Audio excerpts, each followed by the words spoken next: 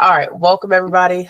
This is week 2 of the series of buying your first home in Raleigh. So this is the beginner's guide. If you've never purchased your first home or you've never bought a home in the Raleigh, North Carolina area, we're here this week to cover some of the main items that you would see or run across when you do purchase a home in North Carolina. I have the amazing Betsy Merrick here with me today.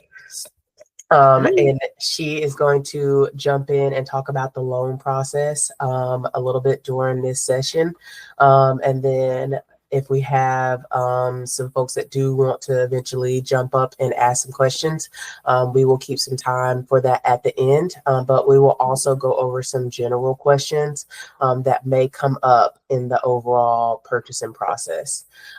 So today, again, we're talking about navigating the entire process of buying your first home in Raleigh and what that may look like. So the Raleigh market one is continuing to move. So you will have some scenarios where you are getting into bidding situations still, which I know isn't as common at some places around the country, but the most desirable neighborhoods, especially where there's no more land. So there's not many new construction buildings or houses that are going up there. You are going to see where it's a little bit more competitive, and especially some of the more established neighborhoods that people want to go to some of the top ranked schools in the county, you are going to see that get a little bit more competitive. So last week we talked about, well, the week before, because I was out sick last week, but the week before we talked about renting versus buying. We talked about one of the amazing options that's unique here to this market. Excuse me, which one of the good things about this market moving so much and us getting so much business and stuff in the area is that you will continue to see amazing deals, amazing incentives coming from whether that's builders, whether that's lenders, all different types of things that will come up in the area. So we will go over some of the programs that are going to be unique to North Carolina. But for me, in my mind, there's about 7 steps that you would walk through and 7 broad steps that you would walk through in the overall home buying process in North Carolina. And I'm going to break it down for you so you don't feel like you're overwhelmed. That's what this session is for. And we will, of course, pin and post this recording later so that way you can reference it.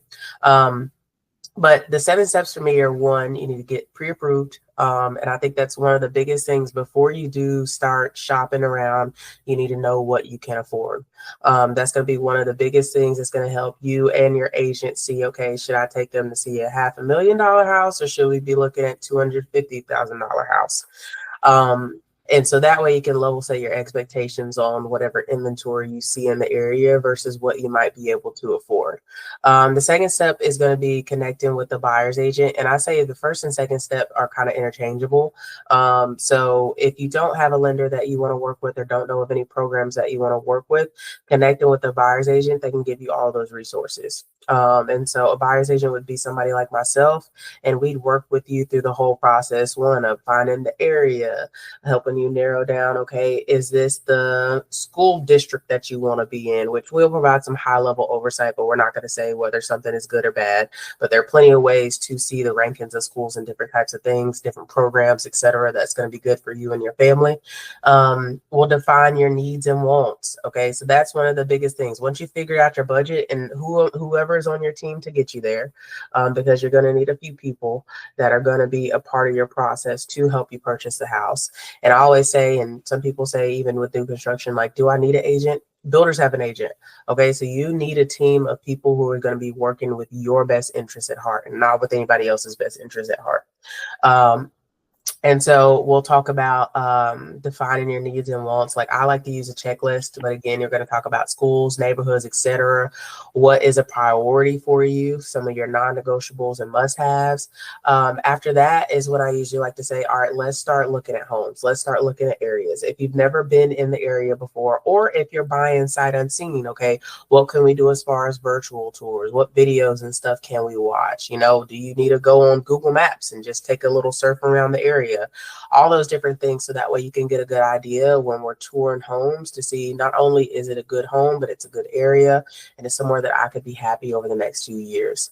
After that, you go into, okay, we talk about making an offer. And so depending on new construction or resale, we're going to look at a few variables. So we're going to do our due diligence as far as the price, so to make sure that you're making a smart offer. Now, one thing in North Carolina, and I touched on it a little bit in the last session, but you got due diligence money and you got earnest money deposit, and you can also have a builder deposit. We'll go over that in a little bit more detail. And then when you're under contract, so what from there? So that's not a period where you're just sitting and you're waiting. One, if it is a resale, you are going to have your due diligence period, which usually we say is around 2 weeks, but it depends. It's negotiable, whatever you have in your contract. You'll have the appraisal, you'll have home inspections, which I do not recommend ever missing a home inspection. An appraisal is going to be required by your lender, and then there might be some additional negotiations. And so usually this is going to happen when you're on a resale property, but there might be some repairs or something that happens, or you might discover something in the inspection that could come up that makes you want to try to renegotiate the contract. Now, one thing I will say, and while we're here, I don't want to skip over it. So one, you can usually view due diligence deposits and money, however you want to say, as non-refundable, and earnest money deposit as possibly refundable, as long as you put it in the contract. Now, there are going to be certain special circumstances for either one of those, where you might be able to get one or the other refunded, or one or the other might not be able to be refunded. But usually it's if there's an issue with a material fact that was negligently misrepresented for you going under contract, and that's where you start negotiations from there. But I think the most important thing is really taking a look at the home before you do take an offer on it. And especially if you're in a multiple bid situation, or you say, like there was a house, for example, in Cary. There's not a lot of new construction in the heart of Cary. Okay. And so my client wanted it. Unfortunately, we weren't able to get this one. But for example, if we were going into that house and we knew that it was a hot commodity, it was a good price, it was in the 400s, we would take a very detailed look at the open house and the first showing that we go to, because that might be the only time that you're really able to see the house before putting in an offer. And you don't want to say, oh, well, I'll go back and see it in a week. The house was gone in 3 days. So you have to move pretty fast in that process. But the important part is to do some of the work up front to make sure that you're good. That's honestly the name of the game, is make sure that you are prepared. I always say stay ready so you don't have to get ready. So in any time or any circumstance that you are thinking about buying a house in North Carolina, and especially in a market like this that is heating up during the summer, we got a lot of relocators that are coming in. I work with some rental clients and relocators, especially with the W group and relocating to Raleigh. It's going to be more competition for the schools that they keep writing the articles about, and the districts and all those different things. And so you got to think you're not the only person that is seeing that. So if you have all your ducks in a row before you do get started, it's going to make this process a lot easier. And then after that, so one, while we're under contract, you're going to, of course, be going still through your mortgage application. You do a final walkthrough. If it's going to be new construction, then it's going to be a blue tape walkthrough. And basically, you'll go and you'll mark everything in the house that you might see might be a defect or an issue. And if you are doing resale, you can do a final walkthrough, but it's not going to be a blue tape because you can't, like, it's resale. Good luck blue tape and everything that's going to be wrong in retail. No, but nobody's going to fix that one for you. But then you would sign your paperwork and you would get your keys. And so once the deed is recorded is when you're able to get the keys in North Carolina. So unless it's sometimes a builder, or if you pre-negotiated it to get it at the closing table, sure, you can get it there. But usually after the deed is reported is when the keys can be delivered to you. So it's not going to usually be delivered to you at the same exact time that you were going in there and you were signing all the documents and paperwork.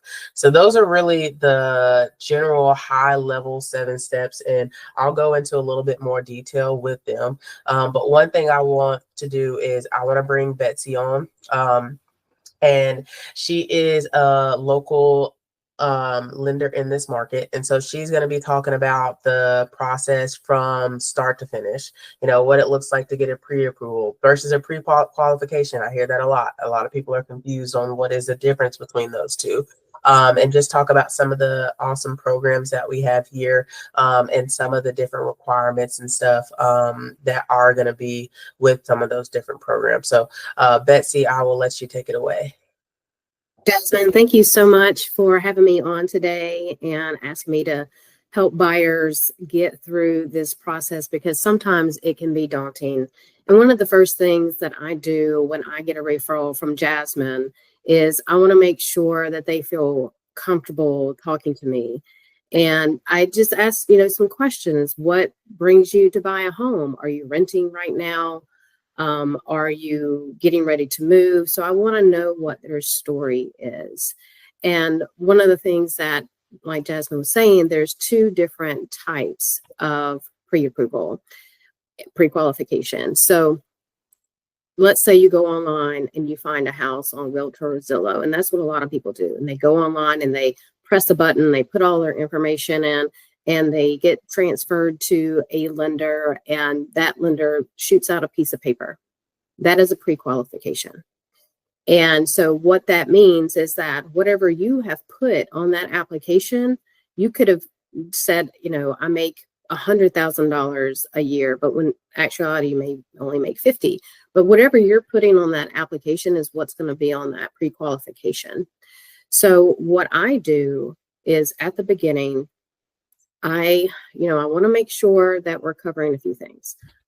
One of the first things that I ask my home buyers is, what's your budget? Because a lot of times people will go to look at homes on a weekend and they're like, oh my God, I love this house. It's $400,000. I'm going to put in an offer. But in reality, it's that $400,000 house is not going to be in your budget. So I want to make sure that we're fine tuning your budget. What kind of bills do you have? We want to make sure that you have enough money left over at the end of all your payments, because we don't want to just keep you in the house. We want to also make sure that you're saving enough money for your payment and savings and other items in case they, what if your hot water heater breaks when you move in? And if you didn't have a home warranty or a warranty on that's a big expense. So you want to make sure that you have that. And I always say, try to have at least 3 months saved up before you're looking at homes. But once I get the file and you do an application and we go over some numbers, I'm going to ask you for some documents. And depending on your situation, depends on the documents that I'm going to ask for. So if you're a W-2 employee, let's just try to make it simple. If you're a W-2 employee, I'm going to ask for your W-2. I'm going to ask for 30 days pay stubs. I'm also going to ask for your bank statement. So do you have money for down payment and closing? Those are important things to ask yourself. Down payment has to come from your own funds. That can be a gift from a relative. It can be down payment assistance, which we'll get into later. And then you have your closing costs. Now, the seller, if negotiated, can help with closing costs. But in this market, it's not, in my opinion, we don't see a whole lot of that. But not saying that when Jasmine is negotiating for you that it can't happen, but you want to have a plan B. So once I gather your documents, I review them, and then I send them off to our processing assistant, where they send it to initial underwriting. And that's one of the things that my company does. Even if you don't have a property, we can send our files up to initial underwriting. The underwriter, who's the person who makes the decision of solidifying your income, solidifying your assets, looking at your credit to make sure maybe you had a late payment she wants explained.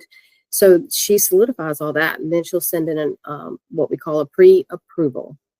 And so once I have that, I can call the borrower, Mr. Borrower, hey, you're pre-approved for $350,000.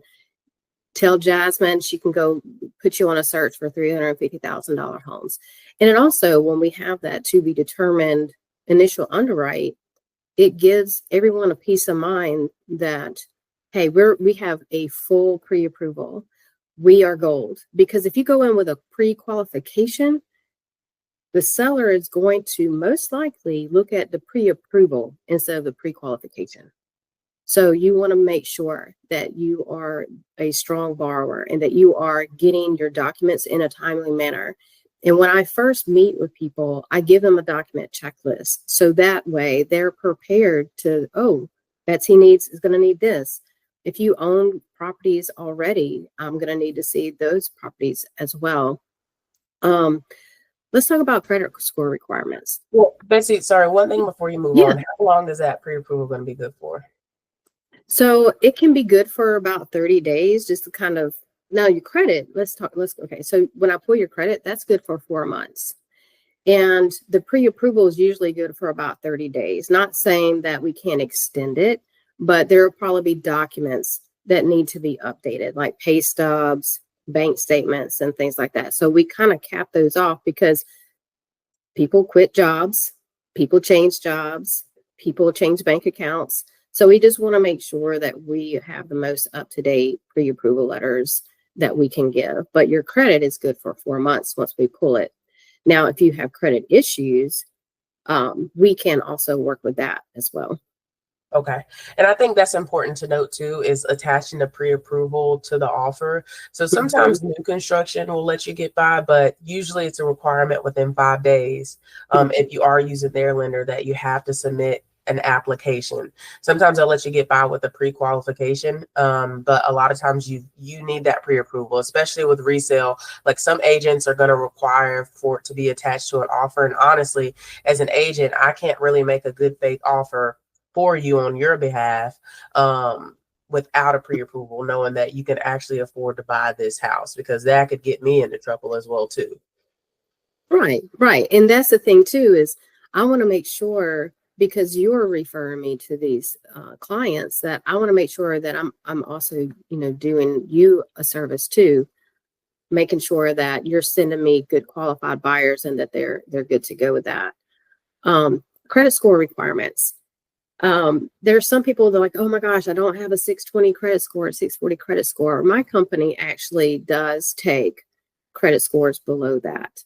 Now, what I mean by that is that the file does have to be stronger in other areas. You can't have lates within a year on some credit lines. You have to have good job stability. You have to have reserves in the bank. And what I mean by reserves is that's money after closing. So for example, let's just say that your payment each month is $1,000 a month. Now, we sometimes require 1 month reserve. So you want to have at least $1,000 after closing costs and after down payment to show that you have money just in case something happens, and you're able to make those payments. If your credit is derogatory, the underwriter is going to want to know why. So they're going to want to know what got you in this situation. And look, everybody has had bad credit. I've had bad credit. Everybody that I've probably talked to has had some kind of credit issues in the past, whether they've lost a job, they've had to quit their job and take care of a loved one, or maybe they got sick themselves. So if they can provide a strong, what we call a letter of explanation, then we can do that as well. Now for down payment assistance, that is available, and we do have. My company is approved for North Carolina Finance Housing Agency, and so one of the products that they use is they'll do what they call a forgivable grant of $15,000. There are income requirements depending on household size. The credit score requirement on that is 640. Now, if you're looking at manufacturer housing, that's going to be 660. We don't do a whole lot of those, but not saying that that can't be done, but just to know that those credit score requirements are a little bit higher with manufacturer housing. And so we also have a nationwide product that we use that any lender can use. It's called Shinoa. And there's some programs with that company that don't have income requirements and some that do. The rate may be a little higher and adjustments need to be made, but that's also in a form of a forgivable grant, as forgivable loan as well. So there are options when people think, oh my gosh, I don't have money to put down, or, things like that, then there are options. And what my job is to look at all the options. If you don't fit in one box, let's move it over here and see if you fit into another, because I'm trying to also educate you. And sometimes it makes sense to do a down payment assistance program.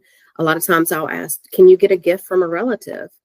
And, oh, yes, you can. Okay, well, let's get that instead of the down payment assistance program, because sometimes the down payment assistance program's interest rates are a little bit higher than your normal, conventional or FHA conforming loans. So we just try to make sure that it makes sense to the buyer as well. And another thing too, I had a girl that I did an application with, and she's like, I want to put $20,000 as my down payment. And I said, can you tell me why you want to put that much down? Like, I'll let you put 20,000, but can you tell me why you want to put 20,000? She's like, well, I thought that's how much I had to put down. And I was like, no. And it was like 8%. And I said, no, actually, you may qualify for as little as 3% down payment. So that just kind of lit her up, because she's like, oh my gosh, now I have some extra money to play with. I didn't have, so it's all about educating yourself. And I can't stress enough that there are tons and tons of resources out there. You can just Google first time home buyer trainings, and you can look at Fannie Mae and Freddie Mae, and they have so much going on. Consumer Finance Bureau, they have tons of information on there as well, as far as like debt to income. So that's one thing that I like to talk about as well, is a lot of people don't know that. They go into a home like, I want to get this house, but then their debt to income is way too high for that. And how we determine debt to income is we take your gross income, whatever your bottom, line of gross income is, and we divide that by your debts. And debts are installment loans, they're auto loans, they're credit cards. You might have child support payments. So anything that's reporting on your credit report, that's what we use. We use your minimum payment, and we take your new proposed payment for your new house, and we divide that. And that's what's going to give us our debt to income threshold. Typically, you don't want to go over 43, but there are some programs that will let you go up to 50 to 55. But when you do that, if you are maxing yourself out, I always tell you, prepare yourself, because your taxes and insurance can go up. Your principal and interest are fixed. So whatever rate you pick, whatever term, if you're picking a 30-year term, that's fixed. That principal and interest can never change. But your homeowner's insurance, if you're in a flood zone, can change. Your taxes can be reassessed, and those can increase. So you just need to prepare yourself for those increases. If they increase, are you still going to be able to afford this house? So we want to make sure that we're educating, clients in on that. Some of the things right now, we're in a very volatile market with interest rates. We had maybe 24, 48 hours last week of a little dip, and everybody went nuts. And so, and I personally don't like to post interest rates are down. I personally don't like to do that, because it can change in a matter of seconds. And, we get alerts all day long. Market is good. Market is worsening. So if I'm taking an application for someone and I'm like giving them an interest rate for the day, 10 minutes later, after we've discussed that interest rate, I could get an alert saying market is worse. And so what I try to, and I tell people that, I might be the lowest one day, and then when you're ready and we price again, I might be the highest that day. So that you're going to have rate shoppers. And so one thing that I always ask is, if you do shop rates, then allow me to just take a look at that, because I want to make sure that the other lender is not hiding fees from you. Because a lot of lenders will say, I can give you this rate. And then your mind is just human nature to be like, oh man, yes, I want that rate. Lock me in. And then when you get your paperwork to get that rate, they have charged you what we call discount points. There are some other hidden fees. So all I ask is that, let me just take a look at it. If I'm not the lowest, the goal is for you to be in a house. And yes, you can go to the other lender, but just give me the opportunity to do that. And a lot of buyers just don't know that they can get their other lender. I want my clients to feel valued, educated, that they are my priority. They can reach me after hours, some of these out of the box, Rocket or whatever. I can't even think right now what other ones are out there. They're just kind of out the box, but you're not going to get them after 5 o'clock. So I take pride in that part. But interest rates can't afford your affordability. So I wanted to kind of give some numbers because I asked Jasmine what the average, home is in Raleigh, in her opinion, and we talked about 350. And so I'm just going to give you one kind of just a number on that. So I just did 350. I did 3% with that, which 3% down, and today's rate was 7.375. That principal and interest, and that was on a conventional loan. Okay, I'm just doing conventional right now. That principal and interest, no taxes and insurance right now, is $22.96. And so taxes, insurance, I put $625 just for an estimate, which was an estimated total payment of $29.21. So that's about what you're looking at on a 350 house right now at 3% down on a conventional loan. Sometimes conventional loan rates are higher. Sometimes when we do FHA or government loans, their rates are lower. So we just want to look at them all. And we just want to make sure that you're within your payment. And I don't have a crystal ball, but we are hoping that rates will come down to where you can refinance. We're seeing a lot of buyers that were on hold, waiting for things to change, and some things are just not right now. So there are a lot of buyers that are coming off the market. And Jasmine is 100% correct. You have to be prepared because houses are flying off the market. And if you are not prepared, you're going to miss out. So the first thing you need to do is get pre-approved with me. One thing I will tell you is that once we get that pre-approval done, there's a few things that you do not want to do. Okay. You don't want to open up any new credit cards. I can't tell you how many times where, and I know things happen, but you need to be upfront with me and say, hey, Betsy, my dog got sick and I had to open up a care credit card so I can pay for this $4,000 surgery. Okay, well, now I need to add that payment in to see if you still qualify. I had a girl. And you're going to see it too. That's the one thing I say. You're going to see it. So it's easy to be upfront about it because your lender is going to see it. Yeah, because what finance companies do, what our company does is they keep like a little tracker on you. Once we pull your credit, that's what we're looking for. We're looking for any changes. Did they have an increase in their credit card, limit? Did they go buy a new auto? If you can absolutely put off those things before, after you close, please do that. And I get it. People's cars they have to buy, but you have to be honest with me. I had a client a year ago who was moving from Georgia to Louisiana and got them all pre-qualified.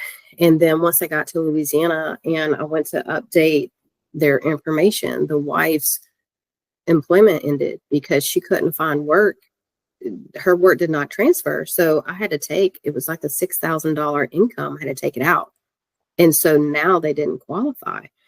And the buyer didn't tell me, I was like, hey, did something happen with so-and-so's income? And they're like, oh yeah, they didn't. So communication is key to buying a home. So, and once we get all that, so I want to talk just briefly about once we get under contract, we send out disclosures. We have 3 days once we get the contract to send out disclosures. And this is just going to be a big pack of documents that I do encourage you to read.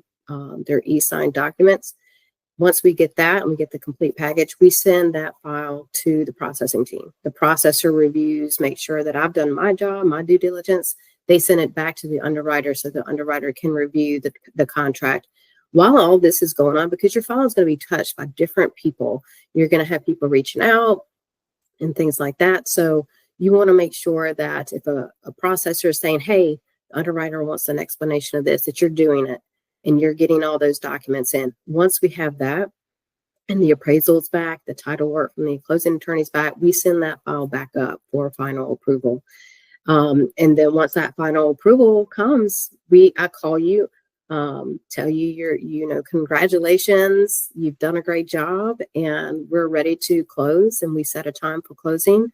And there's timelines that we have to keep going. We have contract deadlines, due diligence, like Jasmine was talking about, inspections. So everything is done in an order, and you absolutely need a good team behind you. Jasmine is excellent at negotiations and really following up with her clients.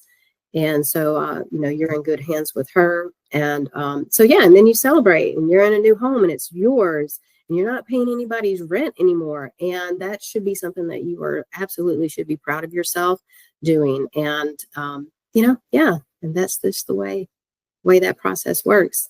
And also, one last thing is, when you are going through this process, you're probably going to get called by 100 different other lenders promising you the world. Hang up on them. Okay. Straight hang up on them and call me and say, Betsy, I'm getting these calls. We are trying everything we can. And those are called what we call trigger leads. And we try our best to not have that happen. But it does. Some people you'll get mailers in the mail promising you the world. Please don't, if it's too good to be true, it probably is. So that's pretty much what I've definitely had that happen to my clients. They're like, why, once I put in one mortgage application, like, am I getting so many people that are reaching out to me? I was like, it happens. That's also like one thing that you mentioned for Zillow. Like, I know that a lot of people will go and shop on Zillow. So kind of the same way as when you click and then they send you to some random lender. Like, a lot of times when people are requesting to see a house on Zillow or wanting more information, Zillow makes money by selling leads to agents and lenders. And so the agent that you get connected with on Zillow is not the listing agent, guys. Okay. You have to usually go down and find like the MLS number. And then even then you don't have access to the MLS. And so usually you can't pull it because a lot of times the agent's phone number isn't in the public remarks. But one of the biggest thing is, like, you do not have to use that agent or whoever comes across. Be careful of whatever you are signing in this new settlement, NAR settlement, time. Like, everybody's got to get you to sign agreements before they start showing you houses. But if it isn't somebody that you like necessarily want to work with, I mean, because I've had it happen. Somebody's like, well, I didn't know. I wanted to go see the house and they said that I had to sign this document to see the house, or I thought I had to use this person because they were the first person to reach out to me. That does not apply. And so make sure it is somebody that you want to work with throughout the whole process, that is going to really be, a team player. Same thing as a lender, same thing as an agent, all those different things. And then one more piece that you mentioned, because I just saw a story on this. Don't buy a new car. Don't go buy the furniture for your house before you close, whether it is the day before, the day of, until your signature is on that dotted line and it is filed, okay? Because it happens, unfortunately. And if your debt to income, like Betsy mentioned, is close, that can throw you out of the range of being able to buy a house. And the last thing that you want to be is in a position where you can't either get your builder deposits back or your due diligence or earnest money deposit. Like, if you do something like that, some of that money is just down the drain. You cannot get it back. And so if you need to wait if you sign at 1 p.m., they file it at 3, feel free to go get your new car at 4 p.m. Okay. Whatever you need to do. The next day. How about we just say the next day? Yeah. Let's say next day. Okay. But make sure that you're not doing anything that's going to interfere with that process. I get you need the new furniture. I get that you don't have a fridge. I mean, mine didn't come with a fridge. New construction usually don't come with fridges unless it's negotiated in. And so I was like, I need a new fridge. Now, to be fair, like, I was buying it, but I was going to put it on my credit card because, of course, I want the points. But they were like, do not buy the fridge before. I mean, because that's over $1,000. Like, I usually say anything like over $1,000 is usually fair game. If you need to put it on a credit card or something, like, you need to ask your lender about it, because that's a big expense that can definitely increase your like monthly payment. So any large expenses like that. But that was a good point. And then one question I wanted to ask Betsy. So we talked about like you mentioned derogatory credit. Can you talk about like general credit ranges that you would want to see for an applicant? Yeah. So what we want to see is especially if you need down payment assistance, 640 and above. As I mentioned, with manufactured housing with down payment assistance, those usually are about 680. And that's Now a with North Carolina requirement too that you're mentioning, right? I'm sorry, what was that? That's a North Carolina requirement, the Yes. 640? Okay. Now Chenoa, sometimes we'll take a 600. And So Chanel is what? Chenoa is the national down payment assistance program. So one of the things that I do when I'm sending an email to my clients and they need down payment assistance is I will send bullet points on the down payment assistance programs that we have. And a lot of those programs do require training for the client, first time home buyer classes and courses. So it also, and I try to, tell people just to take them anyway, because you just need to be educated of what you're doing, but also the higher, if you don't need down payment assistance, the higher your credit score, the better your interest rate is going to be. With the down payment assistance programs, those are set. Those are not something that I can negotiate lower. Those are set by the agencies. So, but with your regular conventional, if you don't need down payment assistance, if I was mentioning that 7.375, and you're like, well, Betsy, what if I can get that lower? You can pay down the points. You can pay points on that. Sometimes we can give lender credits. It just kind of depends on, the situation at hand. If we're in a shopping situation, we can take a look at that, matching or beating the competition on that. One thing I kind of want to go back on when you were saying about Zillow and you were going to the agent and it was a different agent. Same thing with lenders is that I have one who had her pre-approved. We had a really good conversation. Everything was great. You just had that real good feel-good moment with her. And she went on a weekend, just like a lot of people do, went on a weekend in a neighborhood she liked and saw a sign. She called that agent on the sign. And I'm not going to mention any names or companies or anything like that. But she called that agent and she was like, look, I'm pre-approved with Betsy over at New American Funding and I'm ready to go. And he said, oh, you have to use this preferred lender that we have. The buyer doesn't know that. The buyer's like, oh, okay.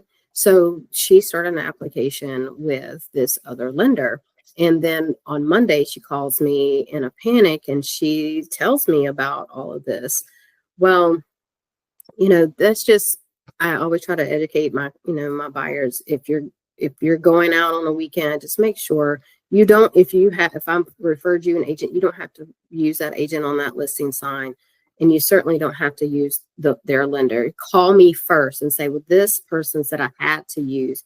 And that's called steering. So we don't like that. And that's unethical in our industry. But I just kind of wanted to touch on that.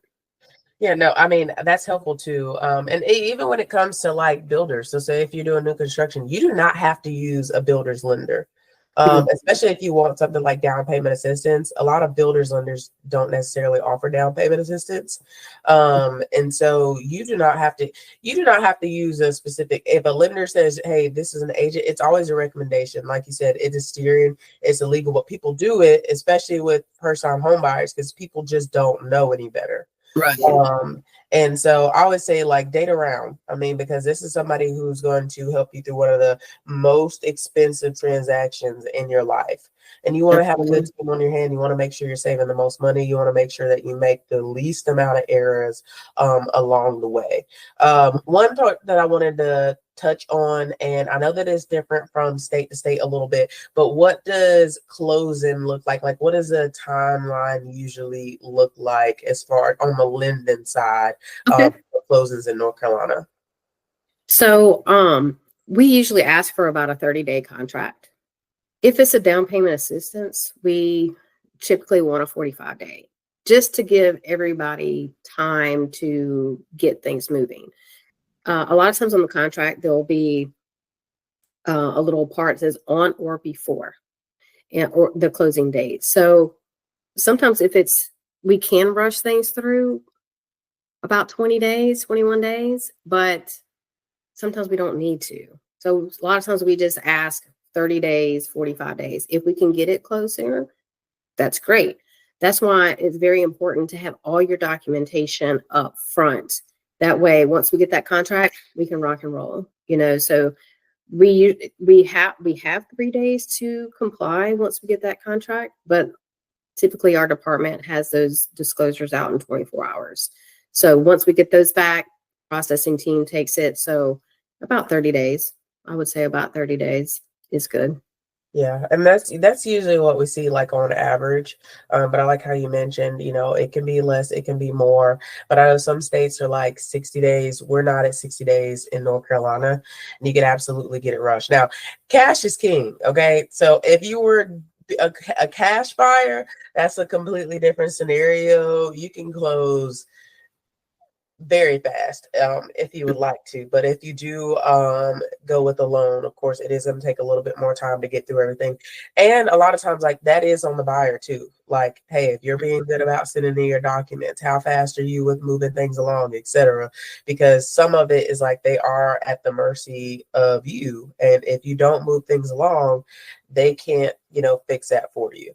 And I will let the agent know, hey, so and so, and I won't be specific a lot of times on what I need, but I'm like, hey, I've asked for these documents from Mr. Smith for the last day or two, and either they're not responding or they're just taking their time, because time is of the essence. Like you have to get things in order, because if you miss deadlines, that could be very costly to you.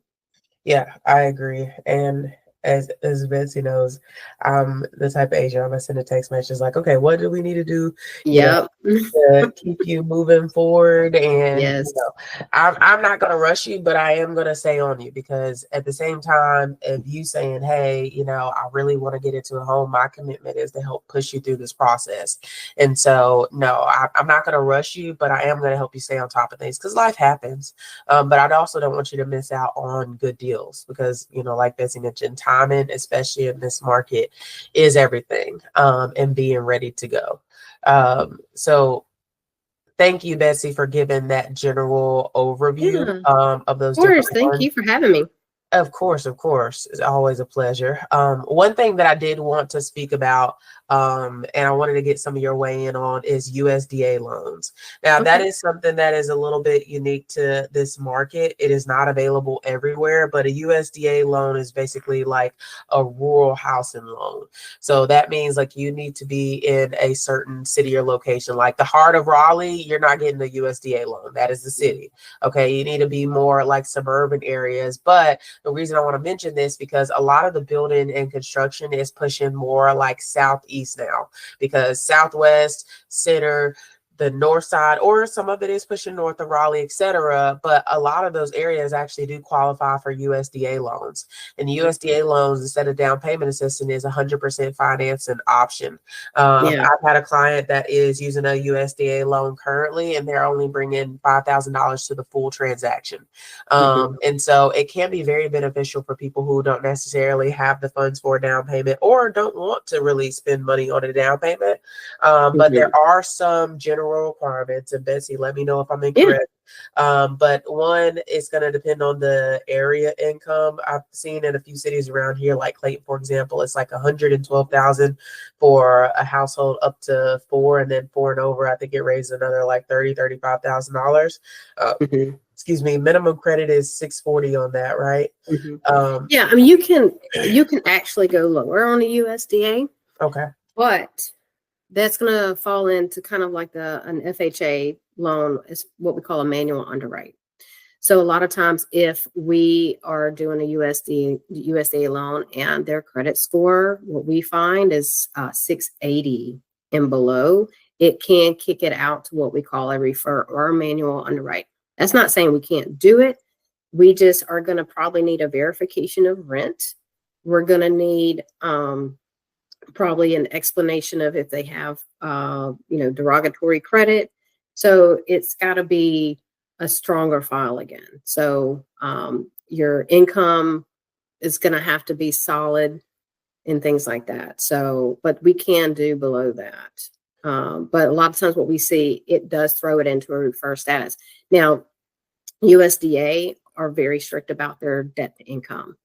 So a lot of times you can't go over 43% when you have a USDA. So if you are a very tight DTI, debt to income borrower, you probably won't make sense to do one of those. But you don't have to put. It is a great program because again, you don't have to put any money down. All you have to do is come up with your closing cost, and the closing costs either can come from your own funds. It can be a down payment assistance. You can do down payment assistance with USDA.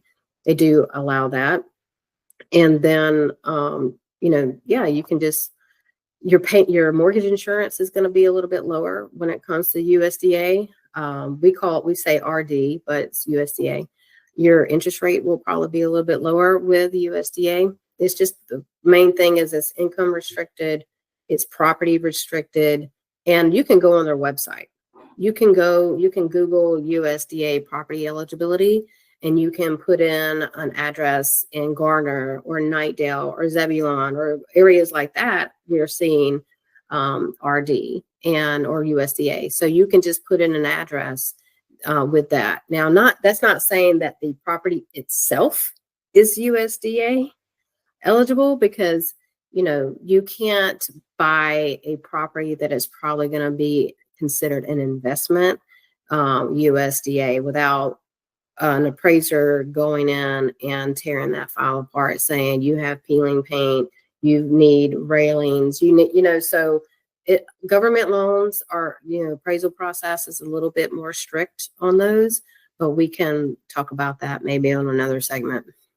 Yeah, absolutely. But I think that is between the down payment assistance that you can get and also adding that down payment assistance on top of the USDA loan. But I think the down payment assistance that North Carolina offers and the USDA loan are two things that are definitely unique. And if you're, thinking about being 30 minutes within the area, which again, everything is expanded outwards. It is getting a little bit more expensive in the heart of Raleigh. So a lot of people are moving in the surrounding areas. But like you mentioned, you got like Zebulon, you got like Wendell, you got Youngsville, you got Nightdale, Clayton, Anger, Benson, Rollsville, parts of Willow Springs, maybe even some parts of Garner. So like a lot of it where you go from like the north to east to south side, about this side, the right side of Raleigh, within a 30-minute radius, you're going to see some ability to do a USDA loan. And that could be very beneficial. I mean, 100% financing, you can use that on any other thing. And one piece that you talked about too is a debt to income. So if that is an issue, there's a few things that you can do. You can lower your price point. You can try to do maybe a rate buy down with them, some seller incentives. Some builders will offer a buy down on a USDA loan, etc. But those things, like if you're very close on debt to income, you can absolutely find some ways to like create some wiggle room if you were to do a USDA loan. Now, I know that we're going to be posting the recording of this video. I will tag Betsy's information for you. So that way, if you are interested, and Betsy, you have a website that you can go directly to for a pre-approval, correct? Yes. Okay, I will tag that with this as well too, so that way people have that resource. I'm also going to tag my link tree, which has a few different resources that you could use. So one is going to be like a home buyer checklist. So it's going to be some of the things that like, your must-haves, nice to have, etc. So you can narrow that down. There's a few calculators that you can play with, so that way you could see, at this price, what would the possible payment be, those different things as well too. We'll be hosting another one of these sessions next week, and we'll go into picking one of the best neighborhoods or whatever neighborhood is going to work best for you in the area. But if you do want to connect, we will have both of our emails and links tagged. Do you have anything, Betsy, that we didn't cover in this session that you think might be helpful for people to know? Because I know that you've been a lender in different states. And are there Hmm. any nuances in this North Carolina market, this Raleigh, North Carolina market specifically, that you think we haven't covered that they should know?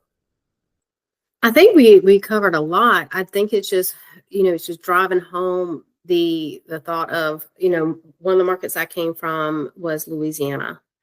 And so our market there is pretty much under an insurance crisis. So a lot of times, a property that you thought you could afford, now you can't because the insurance is just unaffordable in a lot of areas in Louisiana. So a lot of houses are just sitting, and there it is a buyer's market. A lot of times buyers can just ask for the moon pretty much because the sellers are just ready to get this house off the market. It's been sitting for a long time. And here, I remember before I came, I was asking around, well, how many, people are here? And it was something like 75 to 90 people arrive in this area a day. So those numbers are crazy because if you drive around this area, there's construction, there's apartments, there's so much going on. It is so imperative for you to be prepared. If you've been on the fence of, oh, I'll just wait, I'm not buying until June. Well, it's April now. And once you get to June and you start applying, what if there's something on your credit that you didn't know about? And now that something on your credit is putting you back 45 days, 6 months. So it's just good to go ahead and get it done and just make that first step. I'm a great hand holder. Just let's get connected and just see what your story is and what your budget is and get you ready, because I guarantee you, I get phone calls all the time. Oh, we're not going to buy until, 4 months. Okay. Well, then once I start getting them taken care of and say, okay, your price point is 350. What are people going to do? They're immediately going to go on Zillow or realtor.com or whatever, and they're going to put in 350,000. They're going to see the house of their dreams. And now they're like, okay, now we're ready. So just be prepared and get your documents in a timely manner, and just make sure that you look over your fees and you understand that I have lender fees and then there's realtor fees. So a lot of times the realtor fees aren't going to be on my punch list. It's going to be something that Jasmine. So it's very important that you have a realtor like Jasmine that's going to advocate for you and get you, make sure that you're knowledgeable of what you're getting into, because just because you're going to have down payment and closing costs with me, are you prepared for inspection fees, appraisal fees, due diligence, earnest money? Are you prepared for all those as well? Yeah. And I'm glad that you mentioned that. That's one thing that I didn't touch on. So like just talking about fees in general. Now it's not 100% guaranteed. But me myself personally as a buyer's agent, I'm always going to put in the offer for the seller to cover the buyer's agent's commission. And usually the times that you see where they decline it, and even for my listings, I do recommend offering it. It's going to make you a little bit more competitive, even though we can't discuss it on the MLS anymore with the recent settlement. But a lot of sellers are still offering to pay buyer's agents commission, especially builders as well too. And so that's one thing I always say. Usually working with the buyer's agent is actually free of charge to you, because the seller is usually going to cover that piece. But I appreciate you so much, Betsy, for coming on. Yay. And hopefully if we have some additional questions, we will get some comments and stuff, and then I will Okay. have them reach out to you. Awesome. Thank you so much, Jasmine. All right. Thank you, Betsy. Have a good one. You too. Thank you.